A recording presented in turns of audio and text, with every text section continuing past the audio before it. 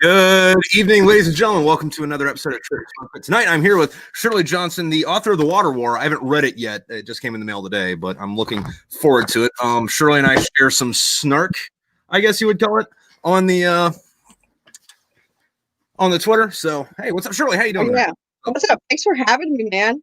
Dude, no, absolutely. Bringing me a good time. I had no idea it'd be so easy to get on here. Yeah, no, like it's super. It's neat. The thing just pops up.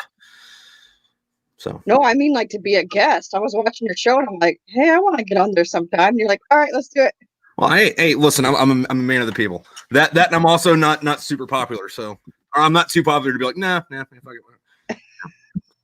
Plus, it's my show. I'll talk whatever the hell I want. Cool. Nice jacket. Nice patches, man.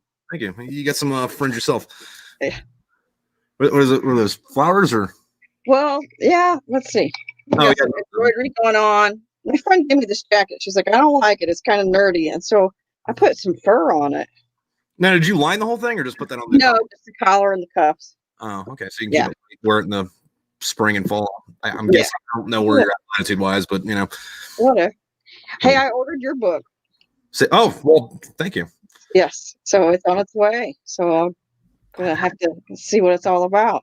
Yeah, have fun with that. Friggin' there's been some people that are like, they'll post something up and like, hey, listen, I'm looking for something that's got, this kind of stuff in it, looking for something with like some real actual dark humor in it. And then I like send them like an excerpt of mine. They're like, okay, when I said dark humor, I didn't mean murderous psychopaths. I meant, I don't know what the hell I meant. Maybe I should have been more specific. What is dark humor? Is that like Tom Robbins or I don't even know what that is.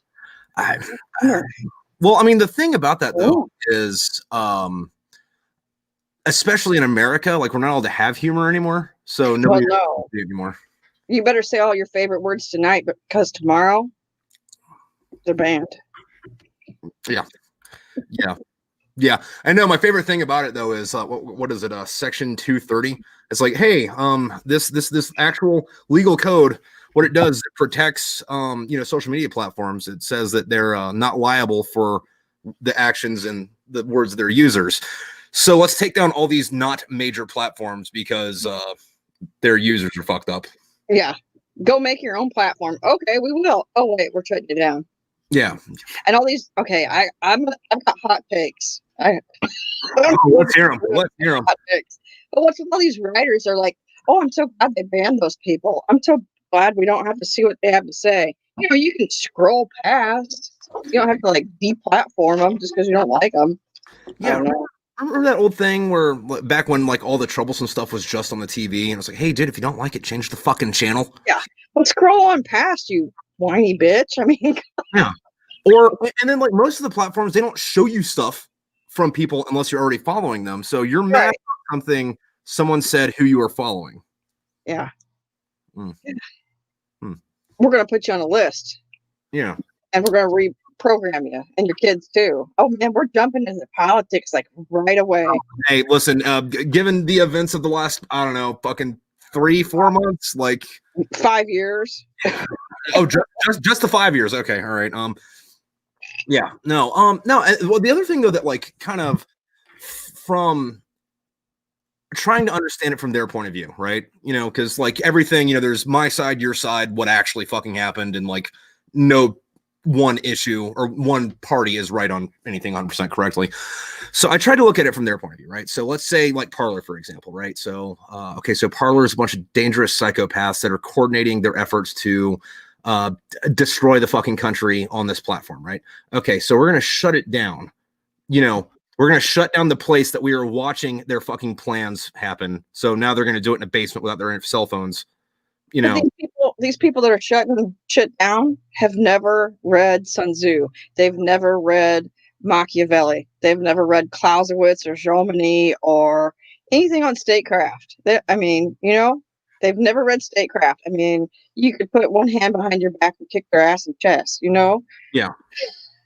Yeah, no, and like the other thing too, though, is like, okay, so these people are deplatformed now. Are they just going to disappear? Are they going to stop thinking this? No, they're going to go somewhere else. You're just not going to be privy to their plans now. Like, well, that's what I was saying today. Like, all these places are like, we're not going to let, we should probably say allegedly, we're not going to allegedly let gun manufacturers advertise their ammo on our platform or their guns on our platform. We're going to deplatform all the online gun sales and the ammo sales and stuff. But the thing is that we've been buying guns for a long ass time before the internet came around. I mean, and reading gun reviews. We don't need the internet. Yeah.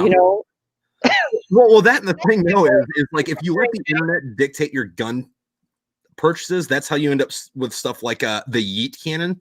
Yeah, high points. Like, I've seen the Yeet cannon. I mean, like, I kind of want one just because of how fucking ridiculous it is, and it's $100. I just haven't gotten buying it yet. But yeah, I mean, different places like Visa and MasterCard. I don't know who said it, but a few months ago, they're like, we're not going to allow gun purchases, and it's like, so what? We got cash. We don't need your Visa. I'm sorry that one of the consequences of being a gun owner also happens to usually being having a job. Yeah. But we got cash. Not always, I don't know. I went to a gun shop a few years ago, and I was waited on by like this 28-year-old kid, and he's a big old farm kid. And he's like, you shoot a lot, don't you? And I'm like, yeah, I shoot a lot. I teach a lot of people how to shoot and stuff. And he's like, took out a piece of gum, unwrapped it, put the gum in his mouth, had this little wrapper, and then he wrote down some coordinates on it, like some map coordinates. He's like, are you telling me this? He's like, take this and memorize this, and then tear it up and burn it. He's like, come to those coordinates between September 30th and October 4th. You'll see a guy in a trailer. And he's like, and you can join our sportsman's club. It's by invite only. It's fishing, hunting, camping, shooting. And it's invite only. No web presence, no pictures allowed. He's like, it's kind of expensive. It's $75 the first year. It's $50 a year. I was like, what? My husband was like, no, you're not going.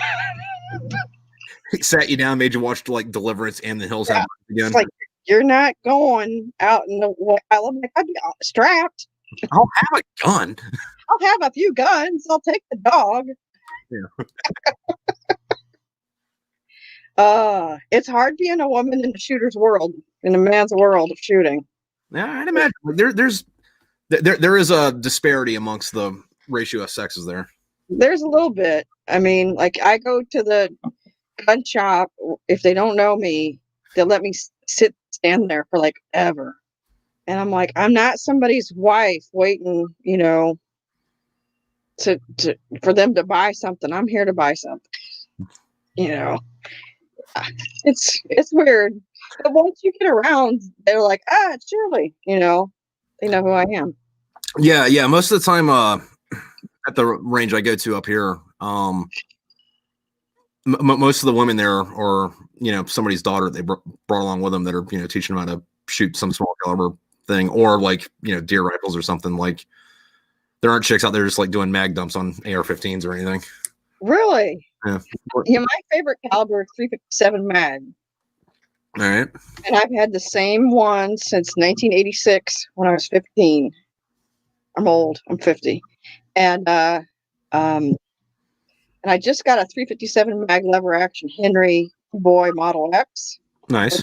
Barrel is gate fed and tube fed. It's freaking cool as hell. It's got a rail on the bottom for light or laser, and then it's drilled and tapped on top for scope. Nice. Yeah, and it's got nice sights too. So I love 357 mag. Yeah, the only 357. Yeah, the only 357 I have is a Chiappa Rhino. Oh, okay, rifle. No, it's a revolver, but it fires from the bottom cylinder instead of the top one. Oh, cool. Yeah, no, not really. Like you think it's cool when you shoot it, but like the recoil goes straight back, so like it just like fucks your elbow like to death when you're shooting it because like you're trying to brace for this, but it's like no, stop, just go up. I always like tear up the thumb of my manicure on my left hand if I hold my revolver wrong on 357 mag. I I hit it. I'm like, I'm holding it wrong, and it'll tear that manicure right up. But I don't know. We've gotten into politics and guns, my favorite things. Yeah, we're only 10 minutes in. Damn. Oh yeah. I've been shooting since I was 4 years old. Yeah, same. Same with you, yeah. I mean, my I dad. don't remember how old it was, but it was like yay tie. So. I remember asking my dad when I was 6 if I could get a 2-wheel bike, and he's like, "No, they're too dangerous." And now that I look back, I'm like, I had 3 rifles by the time I was 6, but he wouldn't let me get a bike. Where'd you grow up again? Decatur, Illinois. Oh, okay, all right. Because I'm from Florida, and it's like, but it's the other way around. But whatever. Yeah. So how many books have you written so far? When did you start writing? So I got 6 out. I have and they're all in the same series. And then I have the 7th and the 8th written, and I'm working on the 9th now, so I can drop 7, 8, and 9 at the same time, like about a month apart to ride that algorithm wave up. So are they all the same characters, or? Yes and no. So I kind of treat them like trilogies, right? So like the first 3 was kind of like it's one story arc, and the second 3 were their own different story arc, but like same universe. There's like 1 or 2 bleed over characters between like the first 3 and the next 3, and then the way it wrapped it up is to where in 7 you get characters from both trilogies. Cool. Are you like a pantser or a plotter? Say what? Are you like a pantser, or do you plot it? That's the funny thing about it, right? So I will plot the hell out of a book. Like not my first 2 when I wrote them. Just because I didn't know what the hell I was doing, just running at it. And I wrote the first 2 at the same time on deployment because I was bored. But then after that, I would get it down towards like I'd get like this big long Word doc of like what I wanted to do, how I wanted to do it, where I wanted to go, and I'd get like 2 pages in, and then it's like, no, that character doesn't want to do this, so okay, so we're not going to do any of the rest of this shit because fucking Bob over here doesn't want to turn left on a fucking red light, but fuck my plot, right? Right, Bob? Their own character. They start talking to you, don't they? Yeah, and they're not nice. Yeah. Like you'll be like out, I don't know, walking the dog, and they're right next to you, grabbing you, telling you they want a series, that they're not done. Yeah. Well, I mean, because like one of the books, the 6th one, the characters did some stuff in the 5th one to where they're fugitives of the state and they have to end up being pirates. And in that type of world, it doesn't pay off to be a nice guy, and their attitudes change a lot, or a lot more than they were in the fucking 4th books. So like as they got more bitter, I'm like, dude, can you guys chill? No, we're not chilling out. Okay, all right, cool. I guess we're going down this road. It was like a runaway train. Yeah. They did what they wanted. I wrote a real shitty novel. It was 400 pages long. I didn't edit it. I just put it in a drawer. My very first one, called Sodium Pentothal. It's about the 90s. Okay. And just a lot of really, I don't know, I guess it's dark because it's about a couple of people that do a bunch of heroin and ask the main character to try to like document that, and a lot of undersided stuff that you didn't hear about on Friends during the 90s, that was going on, with Kurt Cobain kind of era, it's when I was in my 20s. But I just stuck that in the drawer, and then like I turned 40 and I went out with all my girlfriends because I'm not allowed to have man friends. I'm more comfortable with men than women, but that's kind of frowned on when you're married. And so I went out with my girlfriends and was like a huge Pink Floyd fan and just a huge David Gilmour fan, And one of my girlfriends was like, "You're 40, you're too old to be wearing this David Gilmour shirt, and you're writing books and neglecting your house because, they didn't think I was clean enough, I guess." I don't know. I just cluttered. I got to see the desk behind me, but I feel your pain. Our house is full of records and books. Okay. And I got this big dollhouse behind me. I build miniatures and creepy shit. I'm gonna ask about that a little bit later, but we'll wrap around back to it. But she's like, you need to settle down and like adult. And I said, you know what? I'm gonna write this book. I'm gonna base the looks of the main dude off of young David Gilmour, and I'm gonna make every woman in America want him. and fuck you, I'm writing a book. And so I wrote this book called I Heart Ed Small, and I tried for like a year or two to get an agent. I got rejected 200 times, and I documented. Literary agents are the fucking worst thing on the planet. Like it's like literary agent. I'm sorry, it's like I don't know, Hitler, Satan, literary agents, lawyers, and Saddam Hussein. Yeah. This literary agent, he emailed me back, and he's like, nobody wants to read about the 60s. And I was like, really? Because it starts in 68. Yeah. And I wasn't born till 70. So, I wasn't there, but I feel like I was there. But I wrote this book and I documented trying to get an agent on Tumblr, and had like 1 million 15-year-old kids following me on Tumblr and supporting me. I had like, I don't know, 3,000 or 4,000 followers on Tumblr back in 2010, something like that. Okay. 2010. And I'm like, fuck it, I'm going to self-publish. And that's when that stuff was all kind of new and nobody really knew how to do it. You had to do it through CreateSpace. And then I wrote to Roger Waters of Pink Floyd. And I'm like, dude, can I use some Pink Floyd lyrics in my book about the 60s? And he emailed me back. He sent me his cell phone number. Really? He's like, what's this book about? And he's like, yeah, go for it. Do it. And I had to get on the floor. I like about passed out when I got an email from Roger Waters. I was like, hello. And he didn't call me, but he emailed me. And then he sent me a picture with the autograph. And then I wrote him again. I said, will you send my friend a picture with the autograph for her birthday? And he did. That's pretty awesome, though. Isn't that awesome? But I wrote this book and I put it, they used to have the Amazon Breakout Novel Award contest way back when, and it was kick ass. And there was the Amazon boards of writers, and all these writers would get together and talk. And there was like 1 million chat rooms about writing. It was kick ass. And Ed Small made it all the way to the quarterfinals. Like it made it through like almost to win. Like it was 4 slots away. And Publishers Weekly is like, we're going to read it and review it. And I was like, shit. And because, look at you, nobody wants a fucking book about the 60s, right? Yeah. Right. And see, it's real controversial. It's about like, I had just read about Mick Jagger having like a 23-year-old girlfriend. I'm like, he's fucking 100 years old. Why has he got a 23-year-old girlfriend? That's creepy. I'm like, nobody thinks anything of it. I'm like, what if they were only 10 years apart? What if they met when they were kids and she's 6 and he's 16, and then they get a little older and then they get together? I'm like, would people think that's creepy or okay? No, that's creepy. Like Woody Allen did it. It's fucking creepy. Yeah. So I wrote this book, and she's 16 and he's 26 when they get together. And dude, I've got over 164 reviews on Amazon, and half the people are like, I love it, you captured the 60s, and the other half are like, you are despicable, you're disgusting, and they want to kill me. Like they want to. That's a good thing though. That means they're fucking passionate about your writing. Yeah. They don't say you can't write worth shit. They say you're horrible, you're deplorable. Yeah, no, like most of mine though that I get like that, like I don't get the reviews. I just get like a direct message. It's like, hey, listen, I can't read your book. And I'm like, that's fine. And they're like, yeah, I'm a Sunday school teacher. I'm like, oh, you shouldn't have bought this in the first place, pal. But sorry. I'm sorry. And they're like, thanks for not being mean about it. Like, yeah, no, thanks for not being. Where do you messages at? Say what?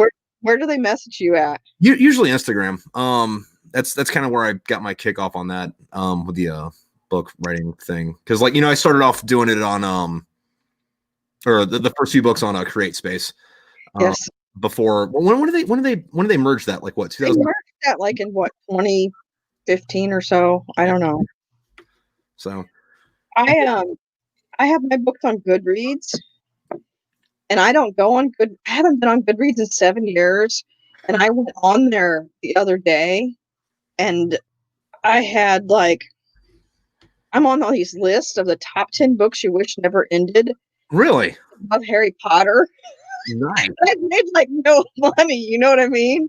But these people get my book and they create these insane lists that don't mean anything. But I left Goodreads like 7 years ago because this woman sent me the same email 158 times in a row. You couldn't just block her? And I didn't know how. I was like, what the hell? She's like, you're a hack and your writing sucks. and you're twisted and disturbed and you need to go to jail for what you wrote. And I was like, yes. I was like, what? Yeah, I moved her. Yeah. Well, I mean, that's the thing though, is like, if you write something, or you don't have to, it doesn't have to be like writing, like, same thing applies to, like TV shows, movies, or fucking even like social media posts. If you do something that's like nice and everybody likes it, it's like, all right, well, everybody likes it. Well, but then as soon as like you get like soft canceled, then it's like you go through the fucking roof because it's like, fuck this asshole. And like, well, why do I want to fuck that asshole? Yeah. Yeah. Oh, holy shit. What did I just stumble into? Yeah. People are like, why is she disturbed? Because all these like reviews are like 1 star. I would give less. She's completely disturbed because I wrote about the 60s and a young girl that gets together with a dude that's 26 that she's known since she was little. Yeah. Could you imagine what would happen if you wrote about Charles Manson instead? Jesus. Yeah. Oh. And these ladies that are like in their 60s are like, you captured the 60s perfectly. And that's a huge, compliment because I wasn't born till 70. I wasn't around and at that time. Yeah. So, and then like after I heard Ed Small, I wrote a book for my Tumblr followers because these people were like a million different ways different from me. They were like 16, 18, 22 years old, and I was 40. Tumblr was like a wild place back in the day too. It was freaking fun because I used to host like, poetry slams, and we would have like thousands of people in poetry slams, or I would have like talent contests, and I would have all these people submitting, singing, playing piano, playing the guitar. A girl played the Rolling Stones on a flute. I mean, all kinds of. I mean, it was huge. I would say we're going to have a talent contest, and we'd just have tons of these young people, and kids were like, I'm trans. Can I come out to you? Can you help me come out to my parents? And I was like, I'm like the straightest white lady that ever. I'm like, sure, let's do this. Let's do it. With your goat, I can't really help you with your parents, but I mean, like, I can say, you while you do it. Was like, you got this, man. And so like I wrote a book for my Tumblr followers, just for them, and like to like, and I like. And it's about blogging and kids that are always online, and that's all they ever do. I've written like everything. What's like, the one you were just talking about Tumblr? The one about Tumblr, it's called The Music of Mary Frances. Okay. And it's about like a super Catholic girl that meets this girl that's always online, and it's for the Tumblr kids. It was for them to say, hey, I see you. You're out there. Is it still happening on Tumblr? Like, when I post to it, like I have it automated to go from Instagram to Tumblr, and that pushes it to Twitter. But like, I don't even think I have the app on my phone. I think we should bring it back. We should. I mean, because they really did not give a shit. I mean, I left it when Yahoo bought it and started putting all these rules and shit in place, and they like nerded it down. I mean, they started like, that post is not allowed because you don't own the copyright to that image or what. I mean, it was just, it got real lame after Yahoo bought it. But we should bring it back. We should kick it. No, well, I mean, I don't know. Like on one hand, I want to, but I don't want Tumblr. I want something that was what Tumblr was, because like Yahoo owning it, they're gonna Jack Dorsey it. So, I mean, what else is there? Instagram sucks. Oh my god, they suck. I mean, like I have an Instagram and I like it, but like it's, I don't know how to describe it. Like I enjoy it, but at the same time, like I'm not like super engaging there either. So it's like me and all 5 of the people that fucking follow me going, like, hey, we're gonna circulate the same dick joke over and over again, But we gotta start the revolution, man, in writing. And just, counterculture. What the hell? I'm so disappointed in all these young people that just go along. Oh, that's so great. Let's ban speech. Let's ban that word. It's like, yeah, let's just say everything. Yeah, like I'm in my early 30s, and like I remember, like even when I was a kid, it was like, okay, whoever's in charge, I don't care what the fuck you have to say, but fuck you. And I don't know what happened to fucking flip flop that. I don't know. I'm Gen X, and we're like the generation of ass kicking. Yeah.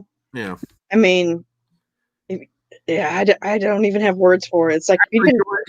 I'm gonna have to blame your generation for this because like you raised the next one. So My kids, I have two sons and they're 18 and one's almost 20. The 20-year-old is real chill and the 18-year-old is an ass kicker big time. But he's like he's like I don't know, he's like a bag of cable. He's like real rangy, ropey, wiry. He's planning on going into the Marines. He was looking at the Air Force, but then he got to talking to my friend who's a Marine. And he's like, I want to go in the Marines. yeah, Like, no, the Marine Corps is kind of a cult like that. Like once you yeah, get initiated, like you can't leave. Like even afterwards, like, hey, were you in the military? It's like, no, I am a Marine. How long you been out? Don't worry how long I've not been there. I am a Marine. Yeah. Gotcha. That's what my friend is. He was in like from 88 to like 92, maybe 87 to 92. And he was a drill sergeant too. After he did 2 combat tours. And he's a real big guy, real quiet, but he's he's a strong person, man. Well, But you yeah, know what they say about that, though, right? Like, there's only actually 2 branches of the military: the Army and the Navy. The Air Force is a corporation, and the Marine Corps is a fucking cult. oh my God. The Marines tried to get me in, it was like 92. Okay, so I have a degree in political science and a minor in Russian, and I picked up Russian real freaking quick and easy.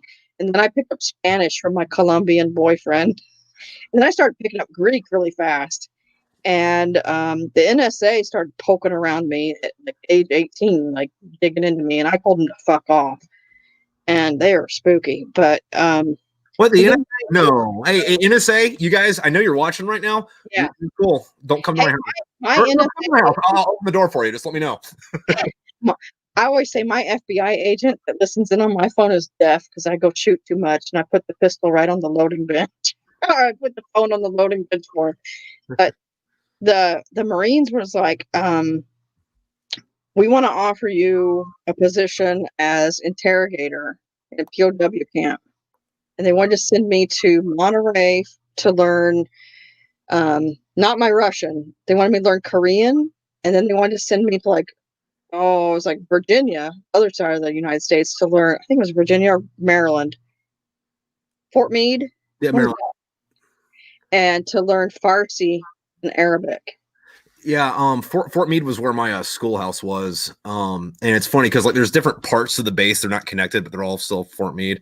And there's one where the NSA fucking headquarters is, where if you go off the ramp to it and go to it and you don't have a pass, you get searched, your car gets taken apart. Sorry, you took a wrong turn, buddy. Took the wrong fucking turn. I sent them a Christmas card to NSA that year. NSA, fucking assholes. But the Marines are like, we want you to work in this POW camp, and we want you to interrogate people. And they gave me like a physical and stuff, and I have a heart murmur. And they're like, yeah, you can't be a Marine with that heart murmur. They're like, but we can hire you as a civilian. And they really they were pushing me hard to come in and be an interrogator. And my dad was like, Shirley, don't feed that wolf. Don't go there. But that was a crazy time in my life when I was like 21, 22, had the Marines, and then I had U.S. Customs was like, we really want you to be an agent. And me, an agent for Customs for ICE. Isn't that insane? Like, you look at me and you're like, what the? And it takes all types. Like, you know, you'd be surprised who does what. Like that's the scary thing about it, though, is like the real fucking like, you know, spooks fucking they're not this like big burly jack dude walking around. I went that same year, 92, I met George H.W. Bush and the whole cabinet. I was asked to come down to St. Louis to the airport and got to see them land. I got to meet Barr Bush and George Bush, the first George Bush, and like Brent Scowcroft and Zbigniew Brzezinski, James Baker. They were all there. And then like went and hung out on Washington University campus with some friends, and a bunch of Secret Service dudes came up to me out of the blue, and they're like, "Vy говорите по-русски?" I'm like, "Да, я говорю по-русски." And I'm like, "How do you know I speak Russian?" You know? And they're like, Listen, George is really nervous about it was the debates. Clinton, Bush. It was Clinton, Bush, and Perot debating in '92 in October. And they're like, he's really nervous. Will you come and make him laugh and help him loosen up? I'm like, what does that entail? They wanted me to hold up the sign of Bill Clinton with like an afro, and it said "Bidet oui" 1978. Where were you in 1978? Said it in Russian. And they said, "Will you hold this up for George Bush?" And I'm like, "Sure." And so the motorcade came by. I held the sign up. Bush rolled the window down, and then he like started cracking up. And then the Secret Service was like, "No offense, but you look like a liberal. Can we sneak you into a Clinton rally?" And I was like, fuck, I had on like this long black flowery dress, Doc Martens, real short blonde hair, leather motorcycle jacket. I was like, sure, whatever. So they snuck me into this Clinton rally at this park in St. Louis, and they gave me a sign that said Bush on it. And every time Bush spoke, I would hold it up.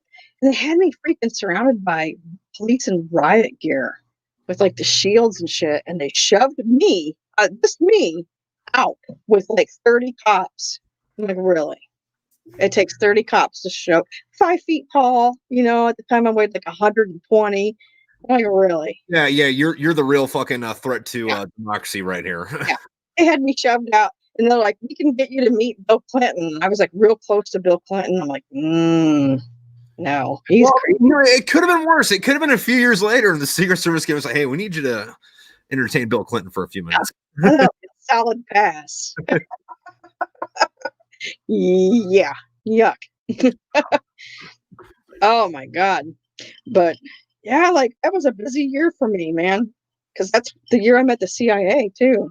Yeah. I went to Chicago to the Palmer House Hilton to the American Political Science Association meeting to listen to people give their dissertations in political science. And I'm having a donut with my friend Bouvier, who gave me the jacket. And we're having a donut in the lobby, and these dudes come up in suits, and they're like, "We need to talk to you." And I was like, "Fuck, I didn't steal a donut, man. Relax." Wasn't me, dude. Shit. These are free. It's okay. I like eclairs. This isn't even my type. And they're like, "We want to talk to you about a job with the CIA." And I'm like, "Okay." And they're like, "We're going to call you sometime soon." And I'm like, "Okay." And went back to college. I'm in graduate school for political science. And at like 7 a.m. on a Saturday, I'm all hungover and passed out, and the phone rings. And this dude calls, and I answer. I'm like, "Hello?" And he's like, "Hey, this is so-and-so from the CIA." And he's like, "We want to talk to you about a paper you just wrote." And I'm like, "Dude, I'm all hungover." Wait. Your first question is like, hey, how the fuck did you get that? I didn't even ask. And they're like, we've read your paper on foreign policy, and we want to know who you've been talking to. And I'm like, Bouvier, man. This immediately gave my friend up. I'm like, it's like the only person I have time to talk to. But they're spooky. Yeah. Well, Tom Clancy got in trouble for that. Like after he wrote was it The Hunt for the Red October? The NSA showed up there at his house. Hey, how do you know the shit? And then he was like, I made it up for the book. And they're like, yeah, no, you didn't. You know who his friend is, right? That helped write those books, right? Yeah. Do you know who that is? I don't know who his friend was, but I knew that he had. Steve Pachesnik. But I can never say his last name. Steve what's his last name? Steve. He's going to hate me. He's my follower on Twitter. He's from the NSA. Steve Piss. I have no idea. I'll send you a link, but he's on Twitter and he follows me. He's in the NSA. He helped co-write those books. He was like, worked for the State Department. Steve. I didn't know that. Huh. Pachesnik, that's his name. He's always on the Alex Jones show. Steve Pachesnik. He wears the Hawaiian print shirts. He lives in Florida. He's like 70. He's a badass. He could fucking kill you with one hand. I swear to God. Yeah, no.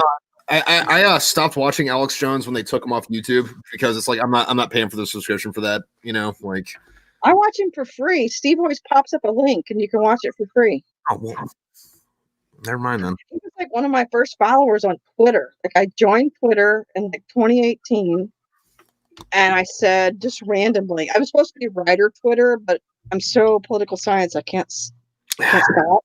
Yeah. And I said, why aren't they looking into this Obamagate stuff with Italy? Why don't they go there?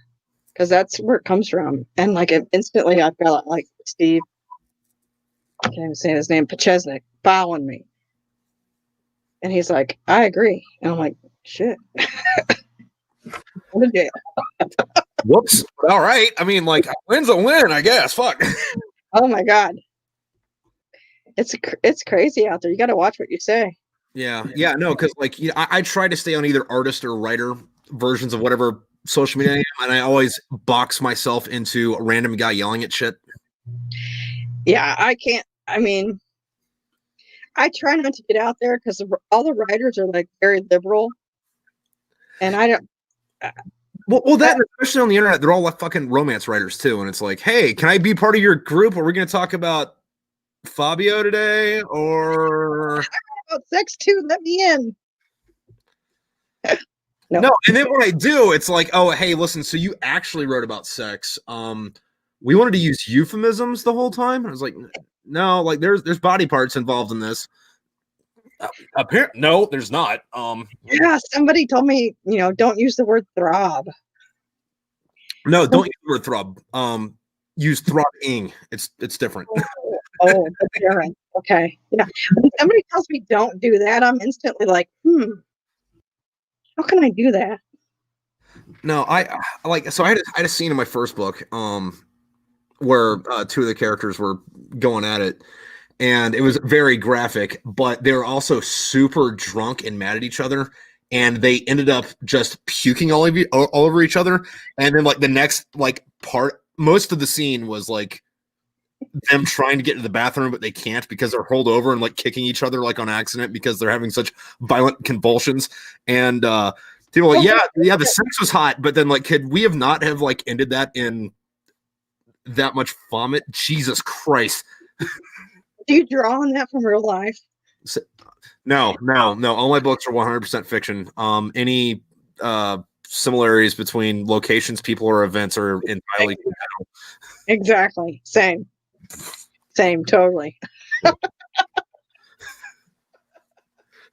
Oh my God. We have a lot of fun writing books, don't we? It's a lot of flipping fun. Like, after I wrote a few books, I was kind of like, I didn't have writer's block because this is how you get writer's block. When you give a shit what people think, that's when you get writer's block. When you don't care. No, it's easy. But yeah, actually, let's talk about that. Like, I have what I do for writer's block, like, or what my version of writer's block is. Like, I don't want to not write, but it's like, dude, the gears aren't working, because that does happen. But what do you do when you're in that situation where it's like, oh shit, how do I finish this bit? Like in an actual book you're working on? Oh no, I just went in general. Oh, in general, I never shut up. Oh, so yeah. I don't know. Like, after I wrote my first book that I published, the Ed Small book, my mom read it, and there's graphic sex in it, and she was like, "Well, it's different. I've read other dirty books." I'm like, "Mom, sex isn't dirty. Sex is just sex. If it's dirty, I guess you're doing it right. I don't know." Oh no, you can make it really fucking dirty. Just throw bodily fluids that don't belong there in it, and then people fucking lose their mind. Like puke. Well, that, and there was not. I think it was my fourth book. A dude had dysentery, and he was on a spaceship, and the gravity went out. Let you imagine where the rest of that went. Why? Some tasted potato chips, but a little different. Oh my God. Yeah. Not in real life. Nobody is based in real life. Oh my God. But like, after I wrote Ed Small, I was like, I did have a little writer's block because my mom totally like brought me down. She's like, "It's dirty. You should be ashamed, blah, blah, blah." And I was like, I think how I got over that was I just let my mind go, like, make up anything I wanted, and I came up with an idea, and I was like, I can't write this. This is about guns and violence and government overreach and revolution. I can't write this kind of book. I'm a woman. And I tried to give it to my friend Sean Crapo, who writes he writes zombie books under a pen name, and then he writes these like dragon books under his real name, Sean Crapo. I'm like, "Sean, you write it. You write violence good, man." He's like, no, fuck you, Shirley. And I've known him since I was 5, so he's allowed to say, fuck you, Shirley. And he's like, you write it yourself. It's your idea. So I wrote The Water War, and I wrote that in 1 month in July of 2016. And I was sitting on a TV tray with my old laptop between both my sons. They're playing Minecraft and yelling back and forth and playing Castle Crashers and yelling back and forth at each other. Dialogue. And I'm like blasting AC/DC in the headphones. And I'd get up every morning in July at 8 a.m. and write from 8, sometimes 7, until like 11, and then swim laps in my pool out back hardcore from like 11 until like all day. Cook out dinner, drink a ton of beer, and then write from like 8 o'clock at night till like midnight, and then get up and do it again. And I wrote the whole Water War, that book that you bought, in 1 month. All right. Well, I'm looking forward to digging into it, by the way. And then I wrote the second one, and it's a lot longer. Now people are like, you need to write the third one. And I'm like, fudge. Like that pressure's a fucking thing. No, but what I was gonna say is like one of the things that I do for maybe not so much writer's block, but like if I want to describe a scene is I'll either draw out like a scene, draw it out like myself, like just kind of like my mind goes like, hey, this character there's a thing here. Let's just see where this fucking drawing goes, and then like once it's done, it's like, okay, let me describe what's in this picture and write that. Or like if nothing's coming to me, like I'll just kind of like Google image shit that's kind of like in the same genre until I find a picture that's like, okay, I want to describe what's going on in this picture in this. That's cool. So you do a lot of graphic art. Yeah. I don't have one of my books here, but like I have a image per like each chapter, the chapter breaks that I do. Cool. That's cool. That's very cool. Yeah, for me, like I have written like every genre, not every genre, but I'm all over the place. And the Water War is like violent, there's violence and gunfights and helicopter fights and all kinds of shit going down. And I've not been around a lot of fist fights. I've been around like no fist fights, but I don't know. I like writing them, I think, Yeah. And gun battles and like whatnot. And this guy sent me an email and he's like, you write about guns pretty good for a woman. I'm like, oh, thanks. That's all I said back. I was like, oh, okay, thanks, dude. Also, like right here, I've taken apart my rifle, and this is what's called the Stevens favorite falling block.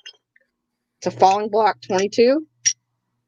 Okay. I put it all apart to like fix it because the trigger wasn't working. It's a really old cowboy rifle, and I'm like, oh, thanks, dude. I know guns pretty good for a woman. There's another author, Michelle Packard. She wrote a series called hold on, the first one's called Aesop. I don't know if the series has a name, but it follows this character named Maddie Baker, and she will disagree with you because you know how like if you read a book, the way you read it isn't always the way the author wrote it. I read it as if it was Sex in the City, but the main character was John Wick. And I personally enjoyed them, but I like the review I put up. I was like, oh yeah, blah this, blah whatever. Also, she really knows her guns, and then like she took a screenshot off that fucking Amazon and shoots it to me, and then sends me a picture of her like shooting an over/under fucking shotgun. She's like, yes, I know my guns. I was like, yeah. Well, I mean, you can see behind me. I got a couple of rifles leaned up against the wall there. Yeah, I mean, I got a couple pistols on the. Yeah, but sweet. Who was that author again? What was her name? Oh, Michelle Packard. I'll send you. I'll send you her thing. Cool. Yeah, I mean, like who I talk to the most on Twitter are dudes from the gun community. That's like who I converse with the most is like guys that shoot and build AR-15s and shit. Yeah. So they're real chill. I dig it. Yeah. Wait. Excuse me. Are you suggesting that the foaming at the mouth Republicans who are these gun nut weirdos just so happen to be not foaming at the mouth gun nut demons in real life. They're awesome, man. You're going against the narrative there, pal. Yeah. You better watch yourself, woman. I mean, hey, I'm liberal. Look at me. Yeah, you never guess with the fucking jean jacket and the long hair, but hey, fucking whatever, Yeah. Oh yeah. What the hell? I just, I don't ever miss a chance to like converse with a person and hear their story, and soak them up, put them in a book later. Yeah, no, there's a lot of that. A lot of that going around. Do you do that? Do you do that with your characters? Because I personally kind of find it hard to create a character from scratch. So I pull the lazy thing. It's like, all right, so this is Margaret. I'm gonna change her name to Vickers, and then everything this character does is just what I would think that she would do in real life. All my characters are completely 100% organic and made up, except for like Ed in the Water War is my friend Sean. I've known since I was 5. Yeah. All right. And he put me in his zombie apocalypse book. It's called Wormwood Dawn. He has a series of 10 books called Wormwood Dawn. Okay. And I'm in the second one.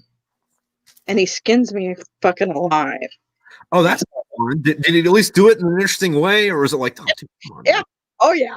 Oh yeah. He's brutal, man. He's horrible. I'm giving a shout out to Sean. Sean Crapo, here's your shout out, dude. It's fucking horrible. He lives in this earth-burned home in the woods in southern Indiana. I'm doxing him. And he wants me to create a miniature of his house and like murder him in it, like in miniature form. When you've known people this long, it gets weird. Like my miniature back here. Yeah, no, that's one of those things where, like, first impression, that sounds like weird. But secondly, it's like, probably would be fun to party with, though. He's crazy. And I think he built like a 300 Blackout, but he won't let me come shoot it, because he's stingy with his ammo like that. Oh, okay, so there's an easy fix there. You bring your own ammo. Bring your own ammo. 300 is really hard to find. Maybe where you're. Well, actually, I don't want to say that. Like, ammo's been a fucking bitch and a half to fucking find the last year. But you're just fine ammo right now. You're too late. Yeah, no, I have no ammo whatsoever. There's no firearms in my house, and no. I'm AOC all the way. Mm-hmm. Yep. Fucking, I'm planning on moving to New York and everything. Just like yeah. I live in the biggest little liberal town in Illinois, so yeah, I'm AOC all the way. Yeah. I mean, why not? Why not? Although I will say with her though, like,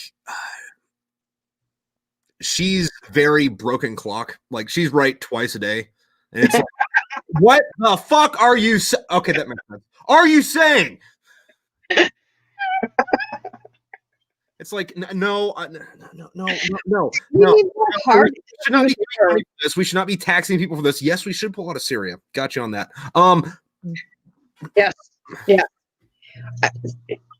Somebody said to me the other day, don't encourage your son to join the Marines because they're going to end the Marines. I'm like, do the Marines know they're going to end the Marines? I mean, I don't know. There's been a lot of weird stuff going on with it. I wouldn't say the Marine Corps is leaving, but they are trying to absorb it back into the Navy, which I'm not necessarily against, because my view on it is, the Marine Corps is supposed to be the Marine Corps. It's supposed to be its own thing. It's supposed to be like naval, ground combat stuff. And over the last 20, 30 years, like, it's been increasingly just becoming a second ground army. And it's like, we don't need 2 armies. We have the army to do the army shit. Let us go back to water. Like this last year, we got rid of tanks and artillery, which at surface level, like, why are you getting rid of tanks and artillery? But if you think about it, why the fuck did the Marine Corps, who is supposed to be waterborne, have tanks and artillery in the first place? And I know I'm going to piss off my tanker buddies. I'm sorry. Sorry. I used to work in weapons sales. Yeah. A long time ago. It was a fucking cool place to work at. Like at a store, or were you like doing like No, I worked at a place in Minnesota. I won't name them, but I was in international weapons sales, and I sold like portable ferry bridges and air bridges. Hmm? That kind of weapons. Got it. Yeah, So, helicopter. so Oshkosh? It was in Minnesota. Uh, Oh yeah, you betcha. all right. From Minnetonka. But I lived in Minneapolis in the hood, and my biggest regret in life was they tried to get me to buy Humvee that had a mount in the back for like a gun on a turret, Yeah. and they wanted like 25K for it, and it was like mine proof and bomb proof and bulletproof and could run on like anything, go through 6 feet deep of water. And I didn't buy it because that was a lot of money when I was 25 years old. That was a lot of money. But they're like, you need a Humvee. What are you talking about? You need a Humvee for where you live. I lived in a really rough neighborhood called Powderhorn Park in Minneapolis. So you lived in a rough neighborhood. So you should have wanted the Humvee. So Yeah. on the way back, you could have your friend drop you off. And but working there was cool. I worked in international sales, and we sold to like Belgium and Luxembourg and all these places. And ordnance was another department. This is in my book, Charlie. That's all about this woman that works in this weapon sales place. And ordnance always was trying to steal me away from international to work with all the, just the American, military, selling to them. And I should have went with the American military, but it was cool because you could go in the warehouse. They'd go, Charlie, come out here. We want to show you some shit. I don't know why they picked me out. I was this weird little woman that dressed crazy and, had my own weird little style, but they knew that I was like a gun nut deep inside. And they would bring me out, these military guys would bring me out to the warehouse, and it was just like tanks as far as you could see, just tanks everywhere. And like in the next warehouse was like Humvees everywhere. And they're like, climb in this tank, and you get in this tank and it's like really little in there, it's very, and I'm only 5'2", and I was like, damn, it's small in here. And they would let me climb in them, and they pull me out by my arms, it was like, I was in heaven. I should have transferred over to ordnance because they were fun. And they would take me out. So we all had to eat lunch from 12 to 1. The whole company, like 250 people, had to eat lunch from 12 to 1 every day. And these military ordnance guys would take me out to eat with them. They were like 40, 30 years old. I'm 25. We go to this German place and eat these bratwursts and drink these beers that were so big I couldn't pick them up. Drink this huge beer and then go back to work selling weapons. It was a freaking trip. So I do want to stop you on the whole bratwurst thing. So like, I'm going to school right now, and like, we have to, take like a language for the major because school's dumb like that. But so I took German because it's pretty much fucking English, and and you should take Russian. They say Russian's hard, but I thought it was really easy. Yeah, but anyway, friggin' I kept trying to make this joke about German food being the worst. It's brutal. Nobody fucking understood. It's like, no, I'm like WURST, and they're like, yeah, I don't it's spelled WORST, and I'm like, dude. Oh my god. Fucking sausage jokes, you dance fucks. Who are you talking to? Drop them from your life. People I have to go to school with. What are you going to school for? So like my major is visual art studies, and the way it's set up is it's kind of, I mean, it's mostly fucking like fine art major. However, it sets you up to, if I wanted to get a master's in museum curating, I could also go that route. So be a museum. You have to be a museum curator. Well, hopefully I can get my fucking books off the ground and, just live off that after this. But, if not, I'm just going to work at the fucking post office because fuck it. Do you like school at least? Do you like it?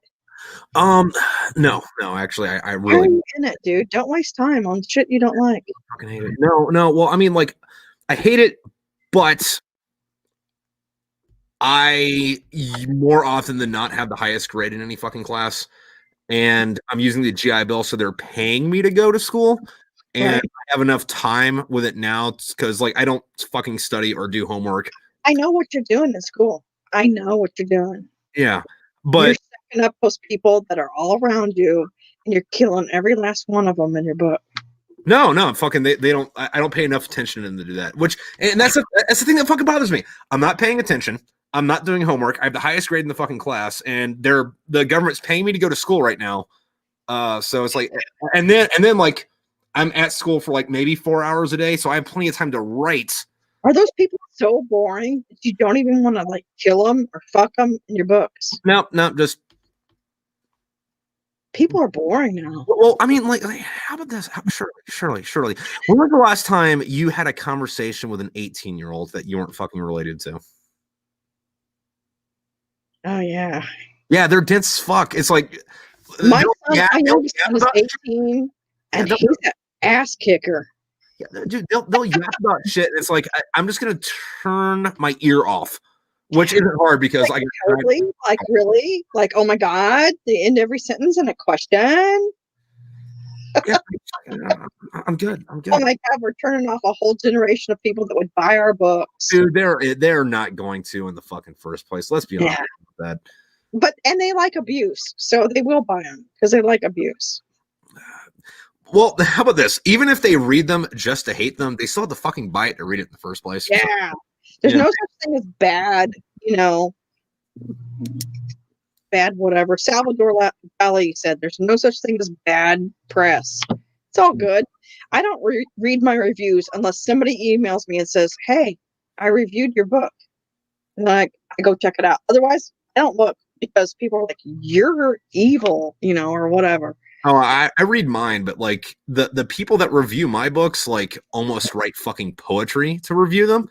Like there was one, it was like one of the first reviews I got, but like the headline or the title of the review was the most American thing since landing on the moon. And then there was like a brief synopsis of it, and then it said, if you like aliens, guns, tits, and fucking something else, you not reading this book is basically burning the American flag, and fuck you for not reading it. And I'm like, oh god, that needs to be on a t-shirt or your gravestone or something. Right? That's fucking awesome. I love that. There's like okay, I'm gonna open a whole can of worms. Dude, crank it open. I'm gonna crank it open. Crank that fucker open. There's a lot of anti-tits on Twitter, man. You can put actual hardcore porn on Twitter. What the fuck do you mean there's anti-tits on Twitter? There's a lot of women that are like, oh, so you have cleavage? So what else do you have? And I'm like, everything you have, stupid. There's a lot of anti-cleavage, man. I don't know. It happens. What are these people like 10? Are they nuns? Are they Dana Carvey? What is happening? I saw one though. It was a response to something like that. It wasn't like anti-nudity or anything, but it was on a porn star's fucking thing because I felt I'm talking like I posted a picture of me and I had cleavage because I'm a grown-ass woman. Yeah.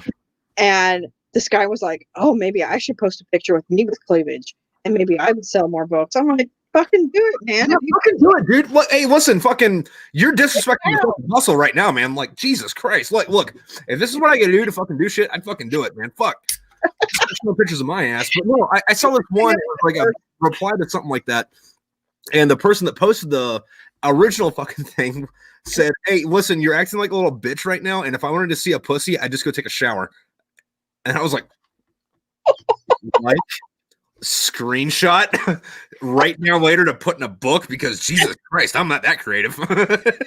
God, you just made Hunter S. Thompson blush from the grave, man. Yeah, right. I don't know. As a writer, like,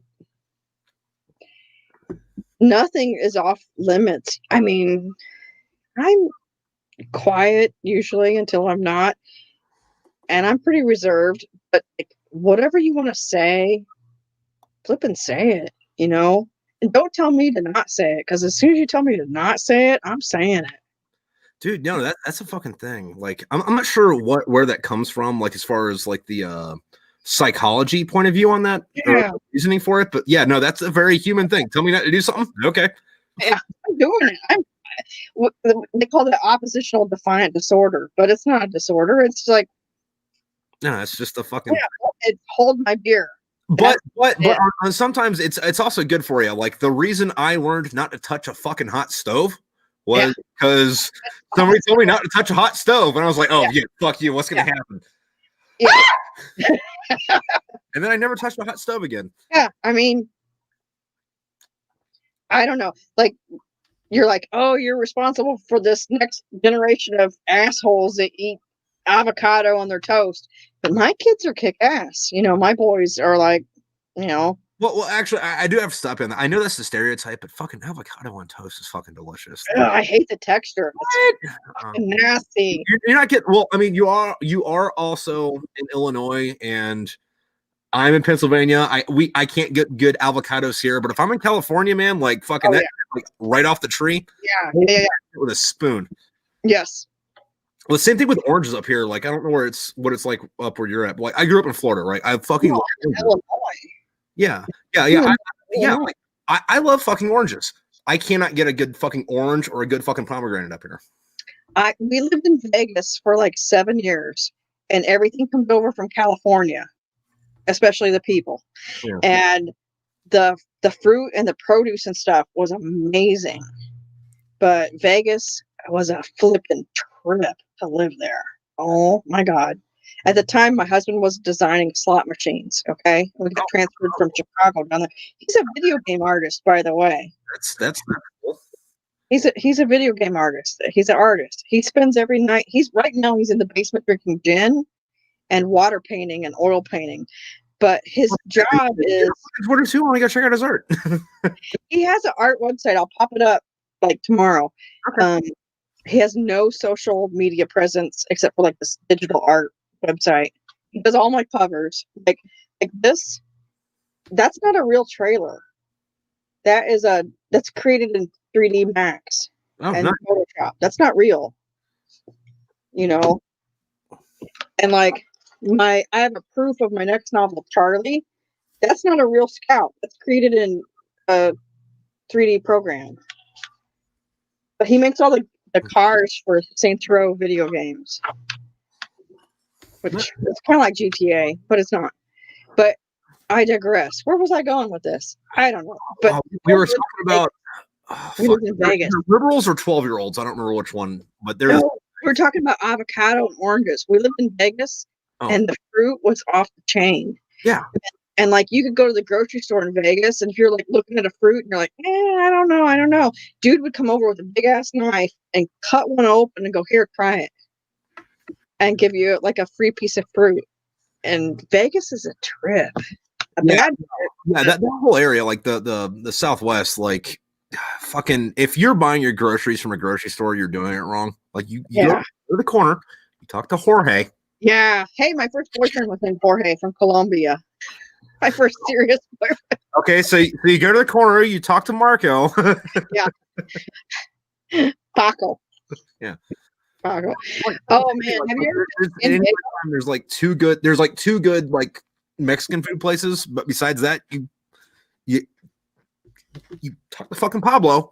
Corner, and like you take this shit that could not pass FCA fucking approval. And it's the most delicious shit you're ever gonna fucking eat. Exactly. When we first started this lockdown, my neighbor across the street, he owns 2 Mexican restaurants and a taco truck. And we first started all these lockdowns and stuff. He's like texted me and he's like, I'm having food brought to your house. And he had somebody show up and they catered like a buffet of Mexican food, like authentic, very far south Mexican food to our house, like the beginning of the lockdown. Oh my God, it was amazing. It's crazy. But have you ever been to San Diego? So when I was in the Marines, at Camp Pendleton? Yeah, I spent 5 or 6 years in Pendleton, and then a few years in other places, and then like maybe 2 or 3 years in 29 Palms. So like most of the time I spent most of my 20s in Southern California. Okay. Yeah. So you know the vibe there. Oh, dude, it's full of shit. It's freaking trippy as hell. We would drive over there from Vegas to San Diego, and you'd see like a 700 series Beamer pull up to La Jolla, to like the beach, Torrey Pines State Beach, and a dude to get out in an Armani suit and like strip down, put on a wetsuit, get a surfboard off the roof of the car, and go surf at night. You're like, holy shit, you know? Then you go to Los Angeles, and they were all like assholes. Yeah, no, I do prefer San Diego to Los Angeles, like hands down, for multiple reasons. Not the least being that, like, goddamn, LA is fucking crowded. LA is insane. I had a lady follow me from the street. I had like a double stroller with the boys in it. My kids are 19 months apart and they were babies. She followed me from like the outdoor street, walking into a Barnes and Noble, in LA. She followed me through the stacks and she's like, "You've been really busy." I'm like, "What?" She's like, "You've got 2 kids right in a row." She's like, "You need to stop doing that. Climate change is real. Stop having babies." I go, "You need to go to the car wash and fucking hose off. You stink." I was like, "What the heck? Follow me in here. I'm going to the HR Geeker show. Leave me alone." We went to LA and San Diego all the time. I love San Diego though. It's chill. Oh yeah, like I mean, you could eat pizza outside and a homeless dude would come up to you and be like, "Here, have a slice, man." And they'd take a slice and go and leave you be. yeah. Well, I mean, like I will say about the homeless people in fucking San Diego, like they're cool to bullshit with, because like I'm the kind of guy to where it's like if I'm walking around and some homeless dude says, "Hey man, you got fucking whatever," I'm like, well, he's gonna spend it on fucking beer and cigarettes, so like. Yeah. No, I'm not going to give him the money. I'm going to take him to the liquor store. I'm just going to buy it for him. And it's like, all right, dude, here's fucking cigarettes. Here's this. Whatever. Like, crack them in a beer with you. And then next thing you know, you're drinking Four Locos in a fucking alleyway with like 3 of your friends and a couple homeless. Mad Dog 2020 out of a bag. It's good for books, though. You ever been to San Fran? Yes, and I hated it. Not necessarily because of the fucking shit, but like I got sent up there to do a training thing with the fucking San Francisco Fire Department, and it was like in June or July, and I'm stationed in Pendleton, so outside of San Diego, and I'm thinking, hey, it's July, it's gonna be warm up there, so I pack shorts and a fucking t-shirt, and I get up there, it's like, why the fuck is it 40 degrees? It's windier and shit up there. Okay, so I went there before all the shit happened. You're gonna have to explain what shit happened, because shit happens in San Francisco, like every street before people started like shitting on the street. They were always shitting in the street. Okay, so back in like 97 or so, I had this, way back in college in like 92, I had this friend, I won't name her, and she was getting a degree in art, and she had to write all these papers to get her degree, and she couldn't write with shit. So I wrote all of her papers for her, okay? Helped her graduate. She goes on, she starts dating this dude that's dropped out from this big university. It's like 1995. Internet was just created, okay? Dude was a hacker. He created the first firewall for your home computer in 95, okay? He's 25 years old. He sells it. They move out to San Diego. He's making millions. They're 25 years old. They buy these 2 row houses, in San Francisco. One's got 12 bedrooms. What do you think that cost? Freaking had a hedge maze, okay? The other house they bought had like 5 bedrooms. Like they bought like $2-3 million homes, okay? So she's like, "You gotta come out and see us. You gotta come out and see us." So it's 1999. They keep saying Y2K, the internet's gonna crash, the world's gonna go to hell when it turns to 2000. And I'm like 29 years old. I'm like, "All right, we'll come out and see you, okay?" She's like, "I'm gonna fly you out." And I had been with the same dude since I was 22. We're now married, but we weren't married then. Anyway, flies 10 couples out, okay, to San Francisco. And we're at the 2 homes, and we're whooping it up huge. That city was clean. It was sparkling, freaking, flipping clean. It looked like a movie set. Huh. And they had like a New Year's Eve party. My birthday's the day before New Year's. We went bar hopping, freaking crazy out there in San Francisco. And like the hate, what is it called? The hate district, or what is that? The corner of hate and whatever the fuck it is. I forget. I'm too drunk. They have a freaking Ben and Jerry's in the corner of Haight and Ashbury. That's what it is. That famous corner. and freaking homeless kids and Doc Martens begging money. I gave him shit. But I saw Lawrence Ferlinghetti, man. Do you know who that is? Okay, do you know who the beat poets are? The beatniks? Jack Kerouac? Yeah. Allen Ginsberg? So Lawrence Ferlinghetti is like 100 years old. He's a poet. He still has City Light Bookstore out in San Francisco. It's where Jack Kerouac and Allen Ginsberg hung out, and Neil Cassidy, all those dudes. I met Allen fucking Ginsberg, man. I got a hug from him years ago.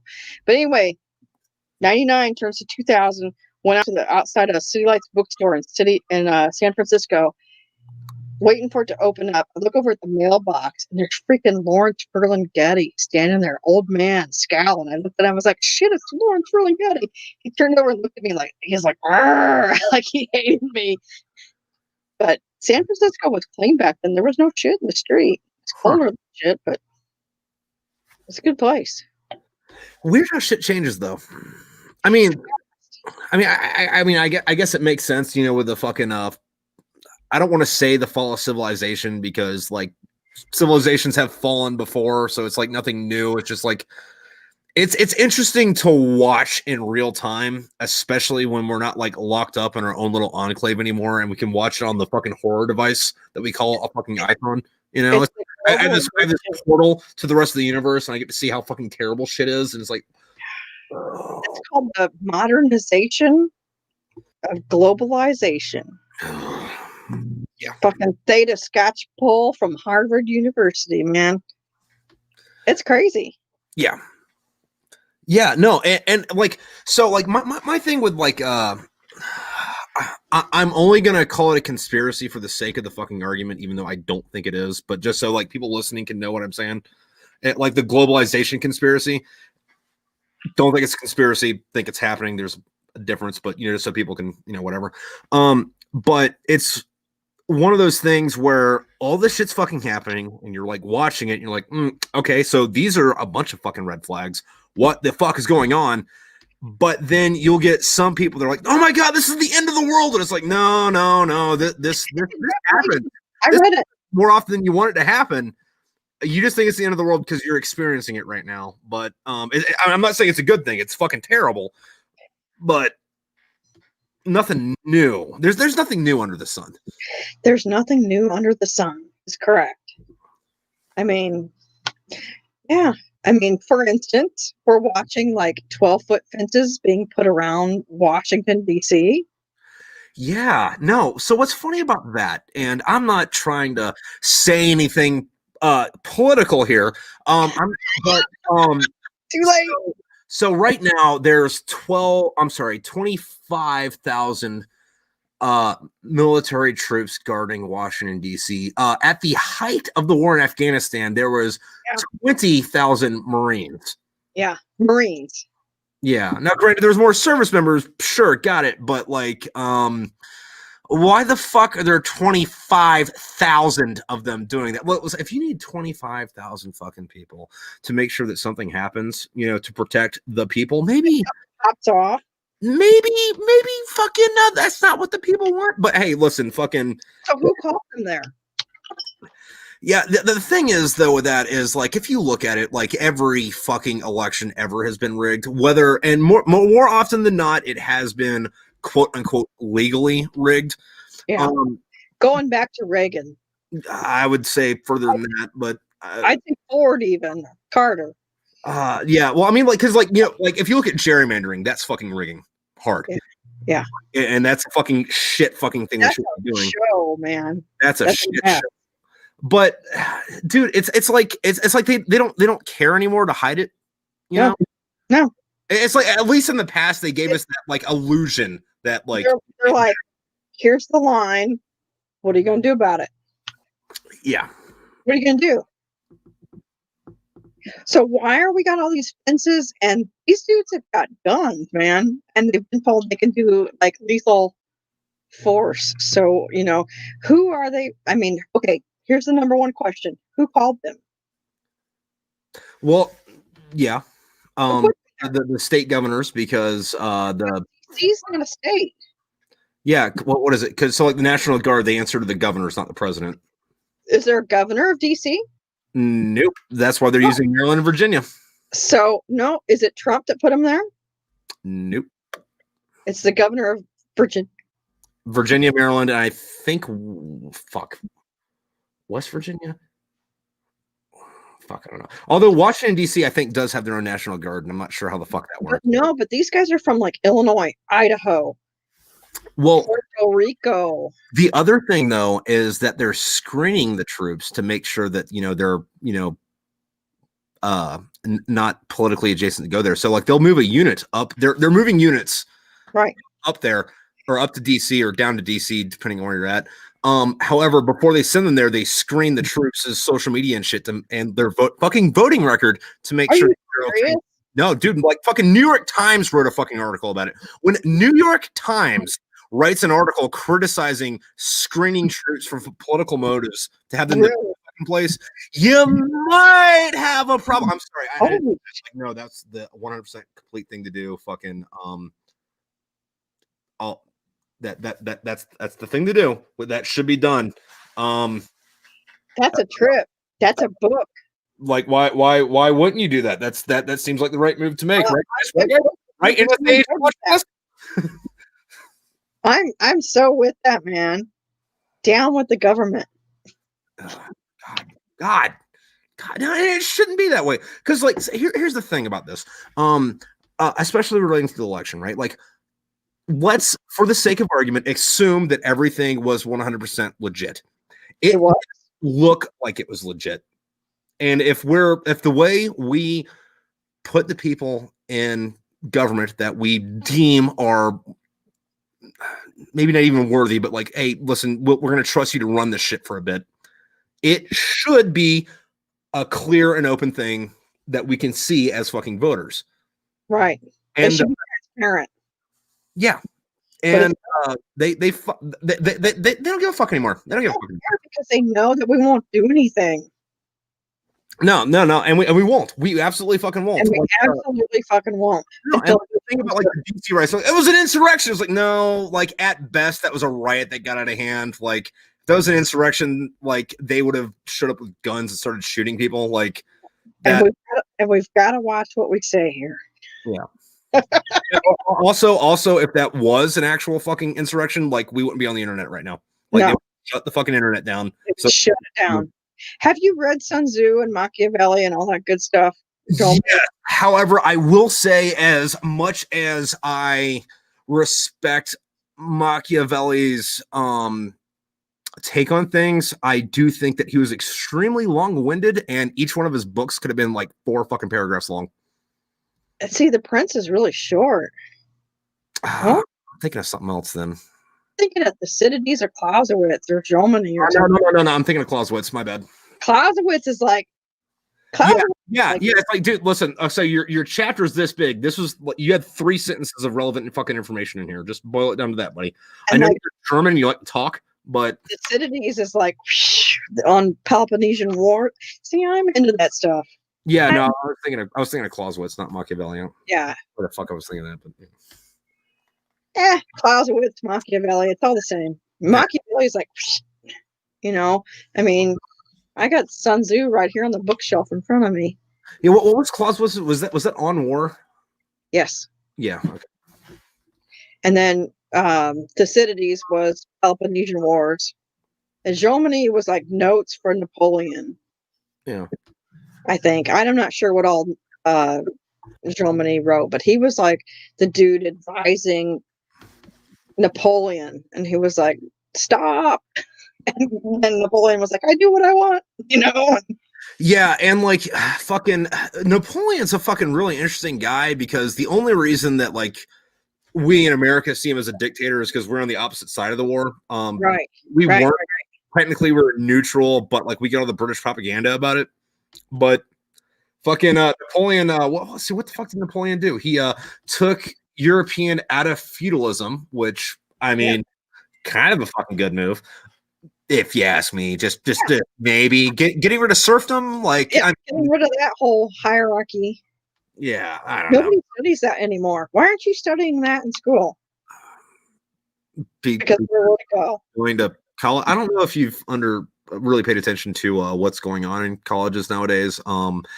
It's I have. hard and to the left. Yeah. Um, It was thrown there. That was telling us about the utopian society that Vladimir Lenin set up in Oh God. yeah. That's why my youngest he's like, I don't want to go to school. Every time I answer anything in school, they say, well, that's coming from a cis white straight male viewpoint. And he's like, well, what other viewpoint can I have? That's who I am, you know. Not So, that just pretend to be gay for like 4 years and then get over with it. Like talk about your girlfriend, but instead of it being your girlfriend, like have your girlfriend's name be Bob. yeah, Neil and Bob. Yeah, he's like, I'm done with school. He's like, I'm gonna go in the military, or you know, he's like, I'm ready to do stuff. I'm ready to learn hands-on. But now my oldest son is in computer science, and it's just math and, you know, programming, and there's no room for any other anything.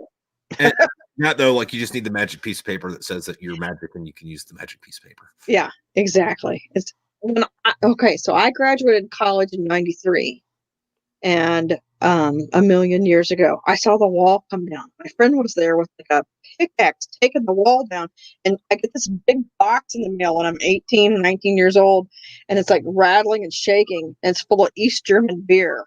And like a few months later, I get a box, and it's full of concrete pieces of spray painted concrete from the East Berlin Wall. She took the wall down.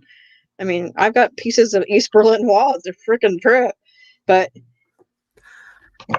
I mean, funny story about that. were turning liberal back then. Yeah. They were starting to. So was it like last year or the year before was like the 30th anniversary of the wall coming down? And my German teacher was or is from Germany, was like still living there at the time. And there was this thing where it's like, hey, listen, if you go to this, like, we're having a commemoration for the wall coming down, it's 30th year anniversary. If you go there, we'll give you 10 extra credit points. And I'm like, I'll take extra credit points for sitting through something. I don't give a fuck. And then like they're talking about like all this horrible shit that happened in Berlin while the wall was up. And then like everybody's like, oh my God, this is so sad. And I'm the only person in the back like, are we not going to talk about why the fucking wall was put up in the first place? Like, listen, I know I'm taking this language because it's easy, but like, I don't forget that you're a bunch of Nazi fucks. Okay. It was so hard to say anything. It was so fucking hard not to say anything. So I have no sympathy for any of that Berlin Wall shit because like I knew what happened to get to the wall being built in the fucking first place. Yeah. Well, we're gonna have that here. We're gonna have a wall here. What is going on in America, man? What the hell? Yeah, dude. I don't know. We're gonna watch history this week. You know that, right? Yeah. And if you disagree with anybody, you're a conspiracy theorist. No, you're not a conspiracy theorist. You're a fucking Nazi, you piece of shit. You're a Nazi piece of shit, fascist bigot, asshole. Actually, speaking of that, though, fucking they made a movie out about it, but the book's really good too. Have you ever heard of a book called "Look Who's Back"? No, I'm gonna write it down though. Okay, so what the premise is it's 2015, right? And Hitler wakes up. Oh God! Turns out he didn't kill himself. He tried to kill himself, but something happened. Like he was in this like weird orb of the time-space continuum. And he shows up in Berlin in 2015. He's like, okay, so the last thing I remember, the Russians are outside. What's going on? And he's walking around and saying, oh, things have changed. Oh, am I in the future? What the fuck? And he's having this like existential crisis. And then everyone thinks he's this fucking method actor. And he ends up getting really big on YouTube and eventually getting his own TV show.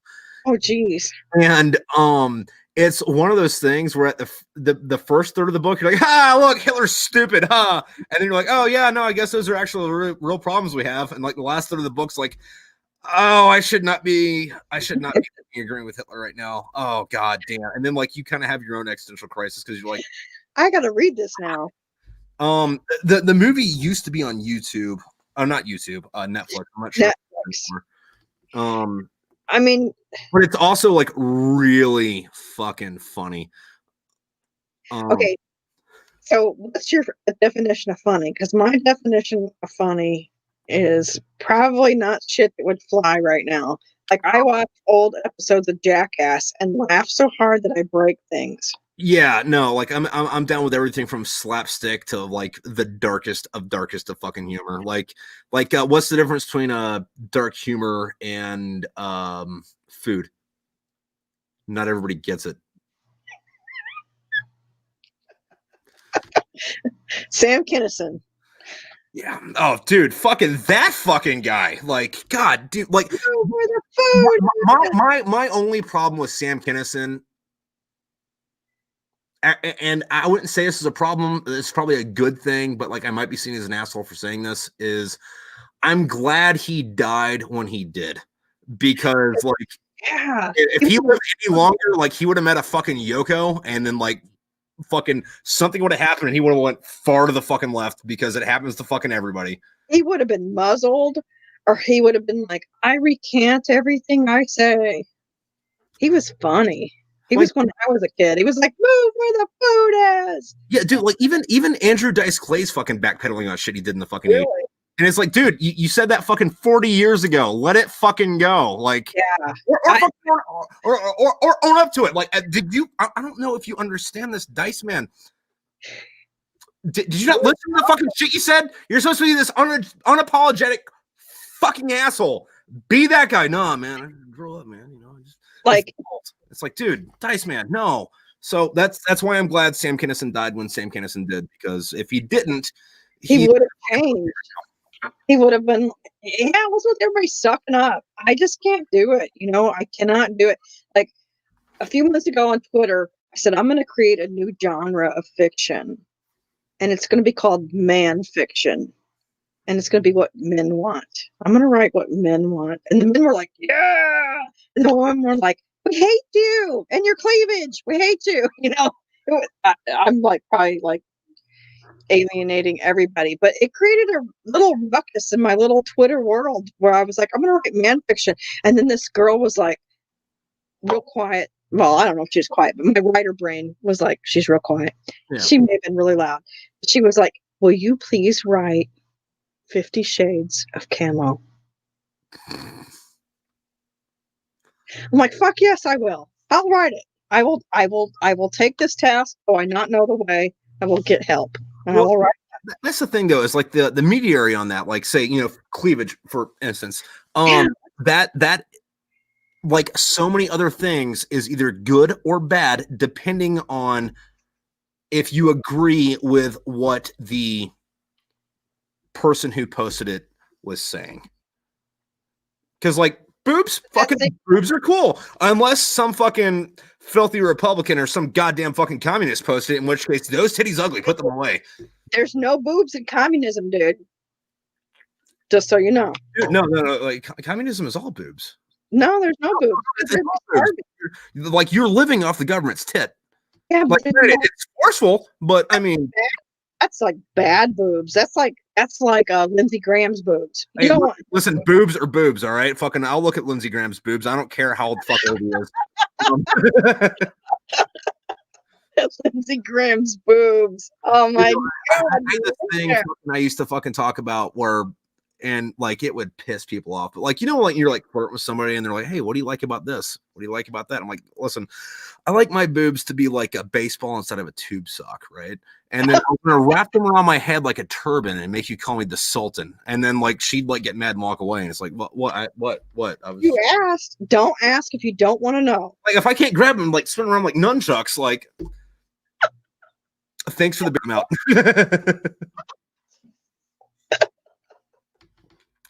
Oh my god, why is there so much boob anger?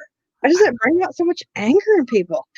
I posted a picture of me in my swimsuit this summer, and some guy like messaged me, and he's like, "You're pretty busty. You need to stop doing that." I'm like, "Who are you, the Pope? Stop! Is this my husband like sock puppeting somebody else? Tell me to not." Who's happened, man? Get over it. Yeah, no, there's no reason not to like boobs on fucking any fucking end of the fucking spectrum. It's like, hey, listen, so like the first thing you fucking like the way you eat food when you're a little baby is from boobs. You grow up and they're like fun to play with. I can't believe we've gone there. My friend is going to be like, Shirley. I'm sorry, Shirley's friends. I went to boobs. Hey, it happens. They get in the way.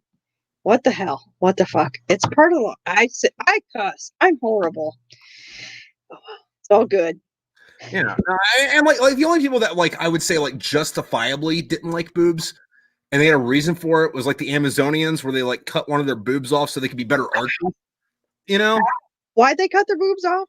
so that they can like because they were archers. So like if you're using a bow and arrow, this boob doesn't get in the way. So they would cut this one off so they'd be better at.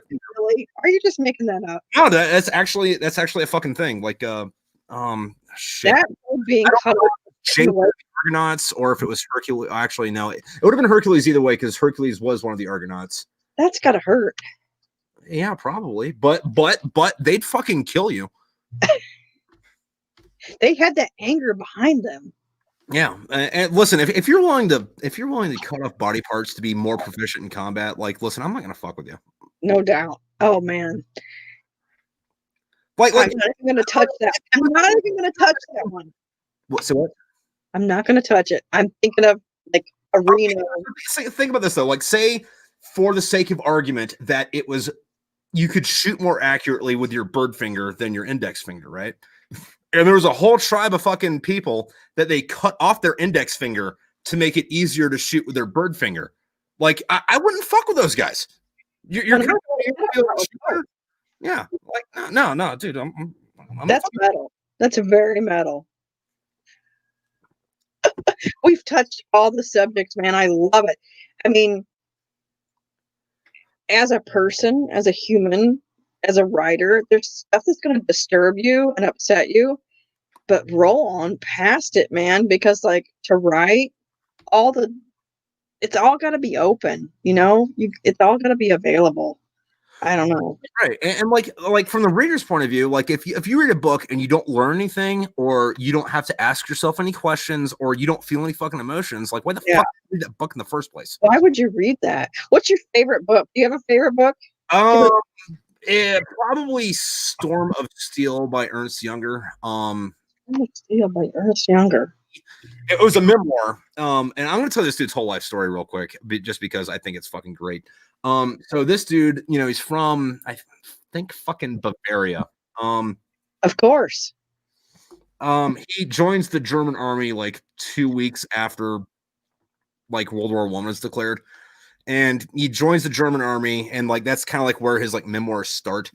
And he goes from private in 1914.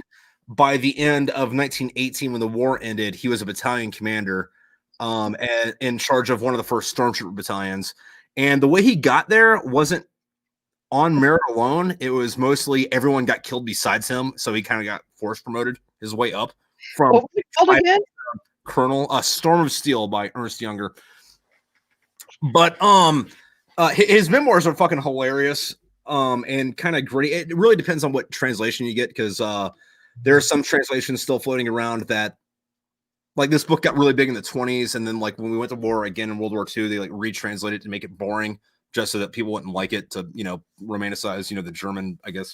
That's like with Amazon and stuff now, like editing people out of old movies. Yeah, but what is it?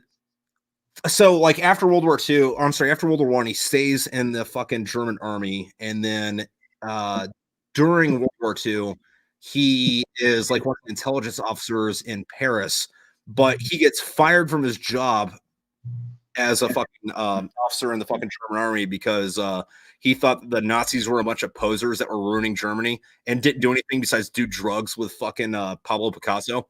So the was like, okay, so like you're a national hero, so we can't just kill you, but we're gonna take you out of the military and make sure you just hang out in Bavaria, don't say anything or do anything, just fucking hang out. And then like in the 1970s, he wrote a bunch of fucking sci-fi fucking books. Oh wow, I'm gonna have to check him out, because like my all-time favorite book is by Norman Mailer. Do you know who that is? I don't think Norman Mailer, crusty old man. I think he's still alive. He's like 90 or so, but he wrote this book called The Naked and the Dead, and it's like that thick. Yeah. And it's about taking a small island in like World War II. It follows a group of army dudes that storm the island, and they like half of them get shot off, and how they take over this island of Japanese. and it follows like 10 characters from their 10 different point of views, and most writers can't do that without confusing the shit out of you. Yeah. But he does it, and then he also does flashbacks on each of them and how they take over this island and how, one of them gets shot and they carry him out. And it's just, I have read that book 14 times, The Naked and the Dead by Norman Mailer. And I love Norman Mailer. I absolutely love him. But I've got, like, his books are so huge that when you read them, they'll give you carpal tunnel from holding them. They're so gigantic. I've got this book called Harlot's Ghost, and it's about CIA, and I haven't read that yet, and I need to. But I love that book. It's all like statecraft and moving or taking over something. Have you read With the Old Breed by Eugene Sledge? No. It's a first-hand account. Let's again, this guy's journal. It's he joins the Marine Corps, like, in the middle of World War II, and he goes to like Peleliu, Okinawa, and I think one other fucking place. And it's just him fucking, like, I don't want to say complaining about it, or complaining about the fucking war. But I mean, there is a lot of complaining, but it's like justified complaining where it's like, hey, listen, fucking, so there's all these like dead Japanese dudes, and like they have like whole gold fucking like teeth because that's like the Naked and the Dead. They pop them out, they take them. A lot of that shit. Really, like the Naked and the Dead. Like, have you ever seen that show, The Pacific? No. It was on HBO. It was kind of like Band of Brothers, but during World War II. But like a lot of that show is taken from Eugene Sledge's book. With you. I don't watch like any TV at all. Oh, right. My husband starts every conversation with, I was watching this podcast. And I've never watched a podcast before, but I watched yours and I was like, oh, that's fucking cool. I want to be on that. Well, I'm like, I've never watched a podcast. Back anytime. But like, I'm taking all these book references you give me, I'm taking them down on my schematic drawing for my rifle. Nice, even better. My rifle, I'm fixing my rifle the sear was out of place. So like that's why the trigger wouldn't fire on my falling block 22 single shot. Look at that. Can you see that? See the falling block that goes down? Yeah. I like guns. At the beginning of this shit show called The Pandemic in March, right before it happened, I went shooting and I took my everyday carry, my Ruger SR9C with me to shoot because, going to make sure you can shoot good with your everyday carry. Right. And I was pulling light strikes and no strikes. And there's nothing like getting your everyday carry out on the range and it not firing. Yeah, no, because that's the one gun that you want to fucking shoot no matter the fuck what. And I was like, son of a bitch. And I'm like, what did I do wrong? And I'd had it like a few years and I'd shot like several thousand rounds through it. I was like, what have I done wrong with this gun? And I'm like, oh my God, I did something stupid with it. It's my fault. And I'm like, I need help. I need to fix it. And then the pandemic happened, the lockdown happened, and all that shelter in place shit happened. And I'm like, fudge, my everyday carry isn't working. And I had other things that I could carry, but it was my favorite, one that I was always consistent with. And I got on Twitter and I'm like, my Ruger SR9C is light striking and no striking. I'm like, I got to take this thing apart. And I'm like, this is insane. I'm talking about taking my gun like down to the nitty gritty, like past, the cleaning. You know how you take your gun down to the cleaning and all that shit. I was going to take it down even further. And like this dude was like, do it. You can't break it more than it is. Take it all the way apart and look at the striker. I'm like, I'm going to do it. I'm like, I'm going to flip and do it. I'm a woman that can really put batteries in a flashlight, and I'm going to take it apart. And he's like, here's a link to YouTube on how to do it. And I'm like, I'm going to do it. And I took the striker rod out and I took the striker spring out. And I'm like, I think it's worn out. And I degreased it and cleaned it, put it all back together, went to the range and shot, and it was still pulling light strikes, which light strikes can be dangerous because you can stovepipe one, Yeah. Get it in there and get it hot and stuck in the barrel, and it can blow your barrel up. I'm like, fudge. And so I'm like, I'm gonna own up to it because like the gun community on Twitter hadn't like really accepted me yet. And they were like, I was scared of them being like stupid woman, blonde woman. I didn't know what they'd say. And this dude was like, you need a new striker rod. And he's like, here's where you can get one from like Brownells or Midway. And I ordered one and I took the flipping thing apart with like a little mallet and a pin and knocking shit out. And I put a new, what's that? Deep dive on it. Yeah. And I put a new stainless steel striker rod in it and a spring. And I took a million pictures and I'm like, I fixed it. And I went to the range and it's silky. Like the trigger is like really silky smooth now. And I fixed it. I'm like, crap. So like Twitter was like helpful, helping me fix this dude helped me fix it. And then I'm like, okay, I've got this old falling block 22 cowboy rifle. And I'm like, the trigger isn't pulling. And he's like, take it apart. What harm can you do, man? Take it apart. And I'm like, I think the sear has come out of place. And I'm flipping fixing it, man. It's crazy what you can do. I'm going to build an AR-15, I'm telling you, in the next couple of years. I've always wanted to build my own. Well, I mean, yeah, the fucking great thing about that too is like the fucking internet, especially fucking YouTube. Like anything you want to fucking do, it's on YouTube somewhere.